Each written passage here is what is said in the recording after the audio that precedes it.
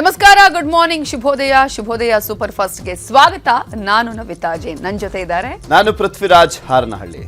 ನಿನ್ನೆ ನಡೆದಂತಹ ಬೆಳವಣಿಗೆಗಳು, ಇವತ್ತು ನಡೆಯಲಿರುವಂತಹ ಡೆವಲಪ್ಮೆಂಟ್ಸ್ ಜೊತೆಗೆ ರಾಜ್ಯ, ರಾಷ್ಟ್ರ, ಅಂತಾರಾಷ್ಟ್ರೀಯ ಸುದ್ದಿಗಳ 30 ಸುದ್ದಿಗಳನ್ನು ಒಂದೊಂದಾಗಿ ನೋಡ್ತಾ ಹೋಗೋಣ. ಕಾಂಗ್ರೆಸ್ ಶಾಸಕ ಕೆವೈ ನಂಜೇಗೌಡ ಮನೆ ಕಚೇರಿ ಮೇಲೆ ಇಡಿ ದಾಳಿ ವಿಚಾರಕ್ಕೆ ಸಂಬಂಧಪಟ್ಟ ಹಾಗೆ ಅಕ್ರಮ ಹಣ ವರ್ಗಾವಣೆ ಕಾಯ್ದೆಯಡಿ ಕೇಸ್ ದಾಖಲಿಸಿ ಇಡಿ ತನಿಖೆ ಮಾಡುತ್ತಿದೆ. ಕೋಲಾರ ಹಾಲು ಒಕ್ಕೂಟದಲ್ಲಿ ಸಿಬ್ಬಂದಿ ನೇಮಕಾತಿಯಲ್ಲಿ ಆಗಿರುವ ಅಕ್ರಮವನ್ನ ಇಡಿ ಪತ್ತೆ ಹಚ್ಚಿದೆ. ಪ್ರತಿ ಉದ್ಯೋಗಕ್ಕೆ 20 ರಿಂದ 30 ಲಕ್ಷ ರೂಪಾಯಿಗೆ ಸೇಲ್ ಮಾಡಿರುವ ಬಗ್ಗೆ ಇಡಿ ದಾಖಲೆ ಸಂಗ್ರಹ ಮಾಡಿದೆ. ಒಕ್ಕೂಟದ ಅಧ್ಯಕ್ಷ ಕೆವೈ ನಂಜೇಗೌಡ ಸೇರಿದಂತೆ 4 ವಿಚಾರಣೆಗೆ ಶೀಘ್ರದಲ್ಲೇ ಇಡಿ ನೋಟಿಸ್ ಕೊಡುವ ಸಾಧ್ಯತೆ ಇದೆ. ಅಲ್ಲದೆ 150 ಕೋಟಿ ರೂಪಾಯಿ ಮೌಲ್ಯದ ಸರ್ಕಾರಿ ಭೂಮಿಯನ್ನ ಅಕ್ರಮವಾಗಿ ಹಂಚಿಕೆ ಮಾಡಿರುವ ದಾಖಲೆಯೂ ಸಿಕ್ಕಿದ್ದು ಅದರ ಮೇಲೆ ವರದಿ ರೆಡಿಯಾಗಿದೆ. ಹಾವೇರಿಯ ಹಾನಗಲ್ನಲ್ಲಿ ನಡೆದಂತ ಹಲ್ಲೆ ಪ್ರಕರಣಕ್ಕೆ ಟ್ವಿಸ್ಟ್ ಸಿಕ್ಕಿದೆ. ನೈತಿಕ ಪೊಲೀಸ್ಗಿರಿ ಹೆಸರಲ್ಲಿ ಬರೀ ಹಲ್ಲೆ ಮಾಡಿಲ್ಲ, ಗ್ಯಾಂಗ್ ರೇಪ್ ಮಾಡಿದ್ದಾರಂತೆ. ನನ್ನ ಮೇಲೆ ಅತ್ಯಾಚಾರ ಆಗಿದೆ ಅಂತ ವಿಡಿಯೋ ಮಾಡಿದ್ದಂತ ಮಹಿಳೆ ನಿನ್ನೆ ಕೋರ್ಟ್ಗೆ ಹಾಜರಾತಿ ತಮ್ಮ ಹೇಳಿಕೆಯನ್ನ ದಾಖಲಿಸಿದ್ದಾರೆ. ನನ್ನ ಮೇಲೆ 6-7 ಜನ ಸಾಮೂಹಿಕ ಅತ್ಯಾಚಾರವನ್ನು ಮಾಡಿದ್ದಾರೆ ಅಂತ ಹೇಳಿಕೆಯನ್ನ ಕೊಟ್ಟಿದ್ದಾರೆ. ಇನ್ನು ಈ ಪ್ರಕರಣದ ಸಂಬಂಧ 3 ಆರೋಪಿಗಳನ್ನ ಬಂಧಿಸಲಾಗಿದ್ದು, ಕೋರ್ಟ್ ಆರೋಪಿಗಳಿಗೆ 14 ದಿನ ನ್ಯಾಯಾಂಗ ಬಂಧನಕ್ಕೆ ಒಪ್ಪಿಸಿದೆ. ಸಂತ್ರಸ್ತ ಮಹಿಳೆಗೆ ಇಂದು ಮೆಡಿಕಲ್ ಟೆಸ್ಟ್ ನಡೆಸುವಂತ ಸಾಧ್ಯತೆ ಇದೆ. ಇನ್ಸಿಡೆಂಟ್ ಅಲ್ಲಿ ಇವತ್ತು ಮಹಿಳಾ ವಿಕ್ಟಿಮ್ಗೆ ಮ್ಯಾಜಿಸ್ಟ್ರೇಟ್ ಮುಂದೆ ಪ್ರೊಡ್ಯೂಸ್ ಮಾಡಿ 164 ಸ್ಟೇಟ್ಮೆಂಟ್ ತಗೊಂಡಿದ್ದೀವಿ. ಆ ಸ್ಟೇಟ್ಮೆಂಟ್ ಪ್ರಕಾರ ಇವತ್ತು ಕೇಸಲ್ಲಿ ಸೆಕ್ಷನ್ 376 ಕೂಡ ಆ್ಯಡ್ ಮಾಡ್ತೀವಿ. ಸ್ಟೇಟ್ಮೆಂಟಲ್ಲಿ ಇದು 7 ಜನ ಮೇಲೆ ಅಲಿಗೇಷನ್ ಇದೆ. ಸೊ ಅಲ್ಲಿ ಇದು 3 ಜನ ಆಲ್ರೆಡಿ ಅರೆಸ್ಟ್ ಆಗಿದ್ದರು, ಇನ್ನೊಂದು 3 ಜನ ಹಾಸ್ಪಿಟಲಲ್ಲಿ ಇದ್ದಾರೆ. ಇದು ಡಿಸ್ಚಾರ್ಜ್ ನಂತರ ಅವನಿಗೆ ಅರೆಸ್ಟ್ ಮಾಡ್ತೀವಿ. ಇನ್ನು 3 ಜನ ಪ್ಲಸ್ ಬೇರೆ ಯಾರು ಈ ಪ್ರಕರಣದಲ್ಲಿ ಇನ್ವಾಲ್ವ್ ಇದ್ದಾರೆ ಎಲ್ಲ ಜನಕ್ಕೆ ಅರೆಸ್ಟ್ ಮಾಡ್ತೀವಿ. 376 ಗ್ಯಾಂಗ್ ರೇಪ್ ಸೆಕ್ಷನ್ ಇದೆ, ಆ ಕೂಡ ಆ್ಯಡ್ ಮಾಡ್ತೀವಿ. ಇನ್ನು ಗ್ಯಾಂಗ್ ರೇಪ್ ನೈತಿಕ ಪೊಲೀಸ್ಗಿರಿ ಪ್ರಕರಣದ ಆರೋಪಿಗಳನ್ನ ಶೀಘ್ರ ಬಂಧಿಸುವಂತೆ ಮಾಜಿ ಸಿಎಂ ಬೊಮ್ಮಾಯಿ ಆಗ್ರಹಿಸಿದ್ದಾರೆ. ಮಹಿಳೆ ಮೇಲೆ ದೌರ್ಜನ್ಯ ನಡೆಸಿ ಪುಂಡರು ರಾಜಾರೋಷವಾಗಿ ನೈತಿಕ ಪೊಲೀಸ್ಗಿರಿ ಮಾಡಲಿಕ್ಕೆ ಬಿಟ್ಟಿರೋದನ್ನ ನೋಡಿದ್ರೆ ಸರ್ಕಾರ ಜೀವಂತ ಇದೆಯಾ ಇಲ್ವಾ ಅಂತ ಎಕ್ಸ್ನಲ್ಲಿ ಬೊಮ್ಮಾಯಿ ಕಿಡಿಕಾರಿದ್ದಾರೆ. ಬೇರೆ ಧರ್ಮದ ವಿಚಾರದಲ್ಲಿ ಬಂದಾಗ ನೈತಿಕ ಪೊಲೀಸ್ಗಿರಿ ಆಗಬಾರದು, ನೈತಿಕ ಪೊಲೀಸ್ ವಿರುದ್ಧ ನಾವು ಕ್ರಮ ತೆಗೆದುಕೊಳ್ತೇವೆ, ಮುಖ್ಯಮಂತ್ರಿ ಆದ ತಕ್ಷಣ ಹೇಳಿದ ಮಾತಿದ್ರು. ಮತ್ತು ಆ ಥರ ಒಂದು ಸೆಲ್ಗಳನ್ನು ಕೂಡ ರಚನೆ ಮಾಡಿದ್ದಾರೆ. ನೈತಿಕ ಪೊಲೀಸ್ಗಿರಿ ಯಾರು ಮಾಡ್ತಾರೆ ಕೂಡಲೇ ಕ್ರಮ ತೆಗೆದುಕೊಳ್ಬೇಕು ಅಂತ ಸೆಲ್ ಕೂಡ ರಚನೆ ಮಾಡಿದ್ದಾರೆ. ಈಗ ಯಾಕೆ ಮೌನ ಇದ್ದಾರೆ? ಅಲ್ಪಸಂಖ್ಯಾತರ ಧರ್ಮದವರು ನೈತಿಕ ಪೊಲೀಸ್ಗಿರಿ ಮಾಡಿದರೆ ಯಾವುದೇ ಕಾನೂನು ಕ್ರಮ ಇಲ್ಲ. ಆ ಅಲ್ಪಸಂಖ್ಯಾತ ಹೆಣ್ಮಗಳಿಗೆ ನಿಮ್ಮ ರಕ್ಷಣೆ ಇಲ್ಲ. ಯಾವುದು ನಿಮ್ಮದು ನೀತಿ? ಸರ್ಕಾರದ 5ನೇ ಗ್ಯಾರಂಟಿ ಯುವ ನಿಧಿ ಯೋಜನೆಗೆ ಇಂದು ಶಿವಮೊಗ್ಗದಲ್ಲಿ ಚಾಲನೆ ಸಿಗಲಿದೆ. ಸಿಎಂ ಸಿದ್ದರಾಮಯ್ಯ ಹಾಗೂ ಡಿಸಿಎಂ ಡಿಕೆ ಶಿವಕುಮಾರ್ ಯುವ ನಿಧಿ ಯೋಜನೆಗೆ ಇವತ್ತು ಮಧ್ಯಾಹ್ನ 12:30ಕ್ಕೆ ಚಾಲನೆ ನೀಡಲಿದ್ದಾರೆ. ಈ ಮೂಲಕ ಚುನಾವಣೆ ವೇಳೆ ಕಾಂಗ್ರೆಸ್ ಘೋಷಿಸಿದ 5ನೇ ಗ್ಯಾರಂಟಿ ಯೋಜನೆ ಇವತ್ತು ಅಧಿಕೃತವಾಗಿ ಜಾರಿಯಾಗಲಿದೆ. ಶಿವಮೊಗ್ಗದ ಫ್ರೀಡಂ ಪಾರ್ಕ್ನಲ್ಲಿ ನಡೆಯಲಿರುವ ಕಾರ್ಯಕ್ರಮದಲ್ಲಿ 1.5 ಲಕ್ಷಕ್ಕೂ ಅಧಿಕ ಜನ ಸೇರುವ ಸಾಧ್ಯತೆ ಇದ್ದು, ಯಾವುದೇ ರೀತಿಯ ತೊಂದರೆ ಆಗದಂತೆ ಜಿಲ್ಲಾಡಳಿತ ಎಲ್ಲಾ ರೀತಿಯ ಸಿದ್ಧತೆಯನ್ನ ಮಾಡಿಕೊಂಡಿದೆ. ಸಚಿವರಾದ ಶರಣ್ ಪ್ರಕಾಶ್ ಪಾಟೀಲ್ ಹಾಗೂ ಮಧು ಬಂಗಾರಪ್ಪ ನೇತೃತ್ವದಲ್ಲಿ ಅಂತಿಮ ಹಂತದ ಸಿದ್ಧತೆ ನಡೀತಾ ಇದೆ. ಕಾರ್ಯಕ್ರಮಕ್ಕೆ ಆಗಮಿಸಿದ ಎಲ್ಲರಿಗೂ ಜಿಲ್ಲಾಡಳಿತ ಊಟದ ವ್ಯವಸ್ಥೆ ಮಾಡಿದೆ. ಏನು ರಾಜ್ಯ ಸರ್ಕಾರದ 5ನೇ ಗ್ಯಾರಂಟಿ ಆದಂಥ ಯುವ ನಿಧಿ ಕಾರ್ಯಕ್ರಮವನ್ನ, ಮಹತ್ವಾಕಾಂಕ್ಷೆಯಾದಂಥ ರಾಜ್ಯ ಸರ್ಕಾರದ ಈ ಒಂದು ಕಾರ್ಯಕ್ರಮವನ್ನು ರಾಜ್ಯದ ಮುಖ್ಯಮಂತ್ರಿಗಳಂತ ಸನ್ಮಾನ್ಯ ಸಿದ್ದರಾಮಯ್ಯ ಸಾಹೇಬರು, ಡಿಕೆ ಸಾಹೇಬರು ಉದ್ಘಾಟನೆ ಮಾಡಲಿದ್ದಾರೆ. ಬಹುಶಃ ಇಡೀ ನಮ್ಮ ಜಿಲ್ಲೆ ಅಂತೆಲ್ಲ ಪಕ್ಕದ 3-4 ಜಿಲ್ಲೆಯಿಂದ ಕನಿಷ್ಠ 2-3 ಲಕ್ಷ ಜನ ಸೇರುವಂಥ ಒಂದು ವಾತಾವರಣ ಇವತ್ತು ಕಾಣ್ತಾ ಇದೆ. ಬೇರೆ ಬೇರೆ ಜಿಲ್ಲೆಯವರು ಬರ್ತಾ ಇದ್ದಾರೆ. ಟೋಟಲ್ 2 ಲಕ್ಷದ ಮೇಲ್ಪಟ್ಟು ಜನ ಸೇರುವ ನಿರೀಕ್ಷೆಗಳನ್ನು ನಾವು ಇಟ್ಕೊಂಡಿದ್ದೀವಿ. ಬಂಧುಗಳೇ, ಯುವಕರ ಭವಿಷ್ಯದ ಸರ್ಕಾರ, ಆ ಭವಿಷ್ಯವನ್ನು ವಿಶ್ವಾಸ ಕೊಡ್ತಕ್ಕಂಥ ಸರ್ಕಾರ, ಅದಕ್ಕೋಸ್ಕರ ನಾವು ಯುವ ನಿಧಿ ಅಂತಕ್ಕಂಥ ಕಾರ್ಯಕ್ರಮವನ್ನು ಏನು ಮಾಡಿದ್ದೀವಿ, ಅವರಿಗೂ ಕೂಡ ಯಾರು ಮುಂದೆ ಈಗ ಇನ್ನೊಂದು 2 ವರ್ಷದೊಳಗೆ ಅವರು ಒಂದು ಗ್ರಾಜ್ಯುಯೇಟ್ ಆಗಿ ಇಲ್ಲ ಡಿಪ್ಲೊಮಾ ಆಗಿ ಅವರಿಗೆ ಸಹಕಾರನ ಕೊಡ್ತಕ್ಕಂಥದ್ದು ಅದೊಂದು ಕ್ರೌಡ್ ಇರ್ತದೆ. ಎಲ್ಲ ಯಂಗ್ಸ್ಟರ್ಸು, ಎಲ್ಲ college going students going to be qualified. Lok Sabha ಚುನಾವಣೆಗೆ ಈಗಿನಿಂದಲೇ ಕಾಂಗ್ರೆಸ್ ಸಿದ್ಧತೆಯನ್ನು ಆರಂಭಿಸಿದೆ. ರಾಜ್ಯದ 28 ಸಚಿವರಿಗೆ ದೆಹಲಿಯಲ್ಲಿ ನಡೆದಂತ ರಾಹುಲ್ ಸಭೆಯಲ್ಲಿ ಕೆಲವೊಂದು ಟಾಸ್ಕ್ಗಳನ್ನು ನೀಡಲಾಗಿದೆ. ಕ್ಷೇತ್ರಗಳ ಉಸ್ತುವಾರಿ ಹೊತ್ತಿರುವಂತಹ ಸಚಿವರು ಪಕ್ಷವನ್ನ ಗೆಲ್ಲಿಸಬೇಕು. ಒಂದು ವೇಳೆ ಸೋತ್ರೆ ನಿಮ್ಮನ್ನೇ ಹೊಣೆ ಮಾಡಲಾಗುತ್ತೆ ಅಂತ ರಾಹುಲ್ ಎಚ್ಚರಿಕೆಯನ್ನ ಕೊಟ್ಟಿದ್ದಾರೆ. ಇನ್ನು ಬಿಜೆಪಿ ಜೆಡಿಎಸ್ ಮೈತ್ರಿ ಬಗ್ಗೆ ಸಚಿವರು ಬಹಿರಂಗ ಟೀಕೆಯನ್ನ ಮಾಡಬೇಕು. ಯಾವುದೇ ಕಾರಣಕ್ಕೂ ಹೊಂದಾಣಿಕೆ ರಾಜಕಾರಣ ಮಾಡಬಾರದು ಅಂತ ರಾಹುಲ್ ಗಾಂಧಿ ವಾರ್ನಿಂಗ್ ಅನ್ನು ಕೊಟ್ಟಿದ್ದಾರೆ.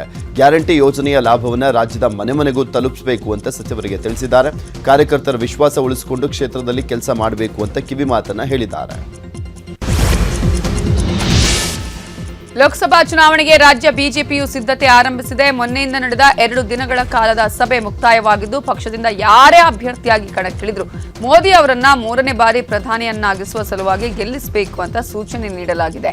ಸಭೆಯಲ್ಲಿ ಪಾಲ್ಗೊಂಡಿದ್ದ ಮುಖಂಡರು ತಮ್ಮ ತಮ್ಮ ಲೋಕಸಭಾ ಕ್ಷೇತ್ರಗಳಲ್ಲಿನ ಪಕ್ಷದ ಸಂಘಟನೆಯ ಪರಿಸ್ಥಿತಿಯನ್ನ ವಿವರಿಸಿ ಚುನಾವಣೆ ಗೆಲ್ಲುವ ಬಗ್ಗೆ ಹಲವು ಸಲಹೆಗಳನ್ನ ನೀಡಿದ್ರು. ಅಲ್ಲದೆ ಸಮರ್ಥ ಅಭ್ಯರ್ಥಿಗಳನ್ನ ಕಣಕ್ಕಿಳಿಸುವಂತೆ ಮನವಿ ಮಾಡಿದ್ರು. ಇನ್ನು ಶೀಘ್ರವೇ ಅಭ್ಯರ್ಥಿಗಳನ್ನ ಫೈನಲ್ ಮಾಡಬೇಕು ಅಂತ ಒತ್ತಾಯ ಮಾಡಿದ್ರು. 28 ಲೋಕಸಭಾ ಕ್ಷೇತ್ರಗಳ ಪರಿಸ್ಥಿತಿಯ ಬಗ್ಗೆ ವರದಿ ಸಂಗ್ರಹಿಸಿರುವ ರಾಜ್ಯಾಧ್ಯಕ್ಷ ವಿಜಯೇಂದ್ರ ಶೀಘ್ರವೇ ಹೈಕಮಾಂಡ್ಗೆ ಸಭೆಯ ವರದಿಯನ್ನ ಕಳುಹಿಸಲಿದ್ದಾರೆ. ಮುಂದಿನ ಲೋಕಸಭಾ ಚುನಾವಣೆಯ ಹಿನ್ನೆಲೆಯಲ್ಲಿ ಇಡೀ ದೇಶದಲ್ಲಿ ಇವತ್ತು ವಾತಾವರಣ ಭಾರತೀಯ ಜನತಾ ಪಾರ್ಟಿಯ ಪರವಾಗಿದೆ. ಎಲ್ಲ 28 ಕ್ಷೇತ್ರಗಳಲ್ಲೂ ಕೂಡ ನಮ್ಮ ಅಭ್ಯರ್ಥಿಗಳನ್ನು ಗೆಲ್ಲಿಸಬೇಕು ಅನ್ನೋ ಉತ್ಸಾಹದಲ್ಲಿದ್ದಾರೆ. ಪಕ್ಷದ ಮುಖಂಡರುಗಳು ಕೂಡ ಸಾಕಷ್ಟು ಸಲಹೆಗಳನ್ನು ಕೊಟ್ಟಿದ್ದಾರೆ. ಪಕ್ಷದ ಹಿತದೃಷ್ಟಿಯಿಂದ ಎಲ್ಲವನ್ನು ಕೂಡ ಗಮನದಲ್ಲಿಟ್ಟುಕೊಂಡು ತತ್ಕ್ಷಣ ಎಲ್ಲ ಲೋಕಸಭಾ ಕ್ಷೇತ್ರಗಳು ಕೂಡ ನಮ್ಮ ಕಾರ್ಯಕರ್ತರನ್ನು ಸಕ್ರಿಯ ಮಾಡೋದಕ್ಕೆ ನಾವೆಲ್ಲರೂ ಕೂಡ ಕಾರ್ಯಯೋಜನೆಗಳನ್ನು ಮುಂದಿನ ದಿನಗಳಲ್ಲಿ ಮಾಡೋರಿದ್ದೇವೆ. ಬಿಜೆಪಿ ಸಭೆಯಲ್ಲಿ ಬೆಂಗಳೂರು ಉತ್ತರ ಲೋಕಸಭಾ ಕ್ಷೇತ್ರದ ಬಗ್ಗೆ ಭಾರಿ ಚರ್ಚೆ ನಡೆಸಲಾಯಿತು. ಬೆಂಗಳೂರಿನವರಿಗೆ ಟಿಕೆಟ್ ನೀಡುವಂತೆ ಸ್ಥಳೀಯ ಮುಖಂಡರು ಆಗ್ರಹಿಸಿದ್ರು. ಬೆಂಗಳೂರು ಬಿಟ್ಟು ಹೊರಗಿನ ಅಭ್ಯರ್ಥಿಗಳಿಗೆ ಟಿಕೆಟ್ ನೀಡದಂತೆ ಮನವಿಯನ್ನ ಮಾಡಿದ್ದಾರಂತೆ. ಈ ಮೂಲಕ ಪರೋಕ್ಷವಾಗಿ ಸಿಟಿ ರವಿ ಸ್ಪರ್ಧೆಗೆ ಸ್ಥಳೀಯ ನಾಯಕರು ವಿರೋಧವನ್ನು ವ್ಯಕ್ತಪಡಿಸಿದ್ರೆ ಬೇಕಾದ್ರೆ ಮತ್ತೊಮ್ಮೆ ಡಿ.ವಿ. ಸದಾನಂದ ಗೌಡ್ರೆ ಅಭ್ಯರ್ಥಿ ಆಗಲಿ ಅಂತ ಹೇಳಿದ್ದಾರಂತೆ ಕೆಲವು ಶಾಸಕರು. ಬೆಂಗಳೂರು ಉತ್ತರ ಲೋಕಸಭಾ ಕ್ಷೇತ್ರದ ರೇಸ್ನಲ್ಲಿ ಯಡಿಯೂರಪ್ಪ ಆಪ್ತರಾಗಿರುವಂಥ Mariswamy, Tammesh Gowda, Geetha Vivekananda, Vivek Reddy, Shobha Karandlaje, C T Ravi, D V. Sadananda Gowda ticket ಆಕಾಂಕ್ಷಿಗಳಾಗಿದ್ದಾರೆ. ಕಮಲದಳ ಮೈತ್ರಿಯಿಂದ ಈ ಬಾರಿ ಲೋಕಸಭಾ ಚುನಾವಣೆಯಲ್ಲಿ ಮತ್ತೆ ಮಂಡ್ಯ ಕ್ಷೇತ್ರ ಮುನ್ನೆಲೆಗೆ ಬಂದಿದೆ. ಮಂಡ್ಯ ಲೋಕಸಭೆ ಟಿಕೆಟ್ ಯಾರ ಪಾಲಾಗುತ್ತೆ ಅನ್ನೋದು ಭಾರೀ ಕುತೂಹಲ ಕೆರಳಿಸಿದೆ. ಸುಮಲತಾ ಅಂಬರೀಶ್ ಹಾಗೂ ಎಚ್ಡಿಕೆ ಜೊತೆ ಚರ್ಚಿಸಿ ಅಭ್ಯರ್ಥಿ ತೀರ್ಮಾನಕ್ಕೆ ಬಿಜೆಪಿ ನಾಯಕರು ಮುಂದಾಗಿದ್ದಾರೆ. ಸುಮಲತಾ ಅಂಬರೀಶ್ ಜೊತೆ ಮಾತಾಡುವಂತೆ ವಿಜೇಂದ್ರಗೆ ಬಿಎಸ್ವೈ ಬೊಮ್ಮಾಯಿ ಸೂಚನೆ ಕೊಟ್ಟಿದ್ದಾರೆ. ಕಳೆದ ಚುನಾವಣೆಯಲ್ಲಿ ಸುಮಲತಾ ನಮ್ಮ ಜೊತೆ ಕೈ ಜೋಡಿಸಿದ್ದಾರೆ. ಹೀಗಾಗಿ ಸುಮಲತಾ ಜೊತೆ ಮಾತಾಡಿ ಅಭಿಪ್ರಾಯ ಪಡೆಯಿರಿ ಅಂತ ಸಲಹೆ ಕೊಟ್ಟಿದ್ದಾರೆ. ಸಾಧ್ಯವಾದರೆ ಎಚ್ಡಿಕೆ ಸುಮಲತಾ ಸಮ್ಮುಖದಲ್ಲೇ ಟಿಕೆಟ್ ಫೈನಲ್ ಮಾಡುವ ಬಗ್ಗೆಯೂ ನಾಯಕರು ಸೂಚನೆ ಕೊಟ್ಟಿದ್ದಾರೆ. ಮಾಜಿ ಸಚಿವ ಎಚ್.ಡಿ. ರೇವಣ್ಣ ಕುಟುಂಬದ ವಿರುದ್ಧ ವಕೀಲ ದೇವರಾಜೇಗೌಡ ಏಕವಚನದಲ್ಲೇ ವಾಗ್ದಾಳಿಯನ್ನು ಮಾಡಿದ್ದಾರೆ. ನಿನ್ನ ಹಾಗೂ ನಿನ್ನ ಕುಟುಂಬ ರಾಸಲೀಲೆಗಳು ನನ್ನ ಹತ್ರ ಇದ್ದಾವೆ. ಹಾಸನದ ಎನ್ಆರ್ ಸರ್ಕಲ್ನಲ್ಲಿ ಅದನ್ನ ರಿಲೀಸ್ ಮಾಡ್ತೇನೆ ಅಂತ ಸವಾಲನ್ನ ಹಾಕಿದ್ದಾರೆ. ನಿಮಗೆ ತಾಕತ್ತಿದ್ರೆ, ನೀನು ಗಂಡಸಾಗಿದ್ರೆ ನನ್ನ ಎದುರುಗಡೆ ಬಾ, ನಿನ್ನ ಅಕ್ರಮ ಚಟುವಟಿಕೆ ಎಲ್ಲವುಗಳ ದಾಖಲೆ ತೆಗೆದುಕೊಂಡು ಬರ್ತೇನೆ ಅಂತ ವಾಗ್ದಾಳಿಯನ್ನ ಮಾಡಿದ್ದಾರೆ. ನಾನು ಲಚ್ಚಗಟ್ಟೋನೋ ನೀವು ಲಚ್ಚಗಟ್ಟೋರು? ಯಾರು ಲಚ್ಚಗಟ್ಟಿರೋರು? ತಾಕತ್ತಿದೆಯಾ ನಿಮಗೆ? ಬರ್ರಿ ಅಣ್ಣನ ಆಸ್ತ ಇನ್ನೂ ಸರ್ಕಲ್ ದೊಡ್ಡ ಡಿಸ್ಪ್ಲೇ ಬೋರ್ಡ್ ಹಾಕಿಸ್ತೀನಿ, ನಾನು ಅಲ್ಲಿ ವಿಡಿಯೋ ಪ್ಲೇ ಮಾಡ್ತೀನಿ. ಕೇಸ್ ವಿಕೆಟ್ ಆದ ತಕ್ಷಣ ಅದರಲ್ಲಿ ಯಾರ ಬಗ್ಗೆ ಮಾತಾಡ್ತಿದ್ಯಾ ನೀನು? ಗೌರವದಿಂದ ಬದುಕಿದ್ರೆ ಸರಿ ರೇವಣ್ಣ. ಗೌರವ ಬಿಟ್ಟು ನೀ ಈ ಮೀಸಾದಿ ಕೆಲಸ ಮಾಡಿದ್ರೆ ಪರಿಣಾಮ ಬೇರೆ ಆಗ್ತದಲ್ಲಿ. ಇದು ಕೊನೆಯ ಎಚ್ಚರಿಕೆ ಸಂದೇಶ ನಿನಗೆ. ಅದು ಭಾರತದ ಜಲಸಂಪನ್ಮೂಲಗಳ ಸ್ಥಾಯಿ ಸಮಿತಿಯ ಅಧ್ಯಯನ ಪ್ರವಾಸಕ್ಕೆ ಬೆಂಗಳೂರಿಗೆ ಟೀಮ್ ಬಂದಿದೆ. ಮೊನ್ನೆ ಬೆಂಗಳೂರಿನ ಖಾಸಗಿ ಹೋಟೆಲ್ನಲ್ಲಿ ನಡೆದ ಸಭೆಯಲ್ಲಿ ಮಾಜಿ ಪ್ರಧಾನಿ ಎಚ್.ಡಿ. ದೇವೇಗೌಡ ಪಾಲ್ಗೊಂಡಿದ್ದರು. ಸಭೆಯಲ್ಲಿ ಸಂಸದರಾದ ಶಿವಕುಮಾರ್ ಉದಾಸಿ, ಡಿ.ಕೆ. ಸುರೇಶ್, ಕೇಂದ್ರ ಜಲಸಂಪನ್ಮೂಲ ಸಮಿತಿಯ ಅಧ್ಯಕ್ಷ ಪರ್ವತ್ ಭಾಯ್ ಸಾವಾಬಾಯಿ ಪಟೇಲ್ ಸೇರಿದಂತೆ ಹಲವರು ಉಪಸ್ಥಿತರಿದ್ದರು. ರಾಜ್ಯೋತ್ಸವ ಪರೇಡ್ನಲ್ಲಿ ಕರ್ನಾಟಕದ ಸ್ತಬ್ಧಚಿತ್ರ ನಿರಾಕರಣೆ ಕುರಿತು ರಕ್ಷಣಾ ಸಚಿವ ರಾಜನಾಥ್ ಸಿಂಗ್ಗೆ ಸಿಎಂ ಸಿದ್ದರಾಮಯ್ಯ ಪತ್ರವನ್ನು ಬರೆದಿದ್ದಾರೆ. ಎಕ್ಸ್ನಲ್ಲಿ ಪತ್ರವನ್ನು ಪೋಸ್ಟ್ ಮಾಡಿರುವಂಥ ಸಿಎಂ 7 ಕೋಟಿ ಕನ್ನಡಿಗರ ಆಳವಾದಂಥ ಭಾವನೆಯನ್ನು ವ್ಯಕ್ತಪಡಿಸಿದ್ದೇನೆ. ಗಣರಾಜ್ಯೋತ್ಸವ ಪರೇಡ್ನಲ್ಲಿ ಕರ್ನಾಟಕದ ಸ್ತಬ್ಧಚಿತ್ರವನ್ನು ನಿರಾಕರಿಸುವಂಥದ್ದು ಕೇವಲ ಪ್ರಮಾದವಲ್ಲ, ಇದು ನಮ್ಮ ರಾಜ್ಯದ ಹೆಮ್ಮೆಗೆ ಧಕ್ಕೆಯಾಗಿದೆ. ನಮ್ಮ ಸಾಧನೆಗಳು ರಾಷ್ಟ್ರೀಯ ವೇದಿಕೆಗೆ ಅರ್ಹವಾಗಿವೆ ಅಂತ ಹೇಳಿರುವುದಾಗಿ ತಿಳಿಸಿದ್ದಾರೆ. ಈ ಬಾರಿ ಬ್ರ್ಯಾಂಡ್ ಬೆಂಗಳೂರು ಥೀಮ್ ನಮ್ಮದಾಗಿತ್ತು. ರಕ್ಷಣಾ ಸಚಿವಾಲಯ ಕರೆದಂಥ ಎಲ್ಲ ಸಭೆಗಳಲ್ಲಿ ಕರ್ನಾಟಕದ ಪ್ರತಿನಿಧಿಗಳು ಭಾಗಿಯಾಗಿದ್ದರು. ಕೊನೆಯ ಸುತ್ತಿನ ಸಭೆ ಬಳಿಕ ಕರ್ನಾಟಕದ ಸ್ತಬ್ಧಚಿತ್ರ ಪರಿಗಣಿಸಿಲ್ಲ. ಸ್ತಬ್ಧಚಿತ್ರದ ಧ್ಯೇಯ ಅಪ್ರತಿಮ ನಗರ ಬೆಂಗಳೂರು ಹೇಗೆ ಅಭಿವೃದ್ಧಿಯಲ್ಲಿ ಪ್ರಗತಿ ಸಾಧಿಸಿದೆ ಮತ್ತು ಸಂಸ್ಕೃತಿ ಸಂಪ್ರದಾಯದಲ್ಲಿ ದೃಢವಾಗಿ ಬೇರೂರಿದೆ ಎಂಬುದನ್ನು ಚಿತ್ರಿಸ್ತಾ ಇದೆ ಅಂತ ಸಿದ್ದರಾಮಯ್ಯ ತಿಳಿಸಿದ್ದಾರೆ.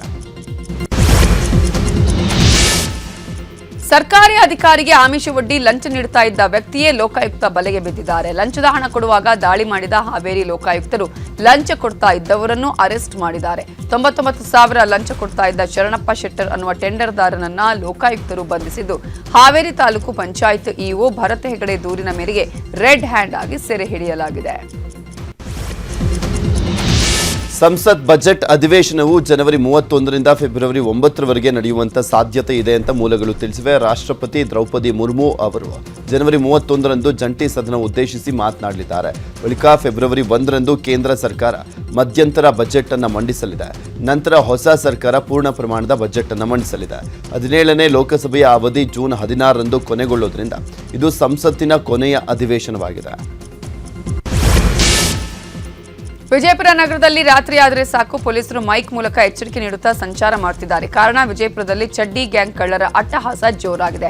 ಕಳೆದ ಕೆಲ ದಿನಗಳಿಂದ 7-8 ಜನರ ಕಳ್ಳರ ತಂಡ ಜನರಿಗೆ ಭಯ ಹುಟ್ಟಿಸುತ್ತಿದೆ.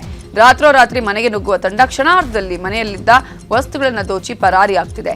ಕಳ್ಳರ ಕೈಚಳಕದ ವಿಡಿಯೋ ಸಹಿತ ಸಿಸಿ ಕ್ಯಾಮೆರಾದಲ್ಲಿ ಸೆರೆಯಾಗಿದ್ದು ಹೀಗಾಗಿ ಪೊಲೀಸರು ಕಳ್ಳರನ್ನ ಹುಡುಕ್ತಿದ್ದಾರೆ. ನೀವು ಹೇಳಿದಾಗ ಚಡ್ಡಿ ಗ್ಯಾಂಗ್ ಅಂತ ಹೇಳ್ತಾರೆ. ಮತ್ತೆ ನಾವು ನೋಡಿ ಈಗ ಏನು ನಾವು ಸಾಕ್ಷ್ಯಗಳನ್ನು ಕಾಣ್ತೇವೆ, ಅದರಲ್ಲಿ ಸ್ಪಷ್ಟವಾಗಿ ಏನು ಕಾಣಲ್ಲ, ಮುಖ ಏನು ಕಾಣುವುದಿಲ್ಲ. ಆದ್ರೆ ಏನು ಮೂವ್ಮೆಂಟ್ ನೋಡಿದ್ರೆ ಆ ಬಟ್ಟೆ ಆ ರೀತಿ ಇದಾವೆ ಅಂತ ಕಾಣ್ತಾ ಇದೆ. ರಾತ್ರಿ ಹೊತ್ತಿನಲ್ಲಿ ವಿಜಯಪುರ ಜಿಲ್ಲೆಯಾದ್ಯಂತ ಅಲ್ಲಿ ಚೆಕ್ ಪೋಸ್ಟ್ ಎಲ್ಲ ಹಾಕಿದೀವಿ, ನಾಕಾಬಂದಿ ಮಾಡ್ತೀವಿ. ರಾತ್ರಿ ಹೊತ್ತಿಗೆ ನಾವು ಸಸ್ಪಿಷಿಯಸ್ ಯಾರು ಸಂಶಯಾಸ್ಪದವಾಗಿ ಯಾರು ತಿರುಗಾಡ್ತಾರೆ ಅಂತವರಿಗೆ ಸಹ ಚೆಕ್ ಮಾಡ್ತಾ ಇದೀವಿ.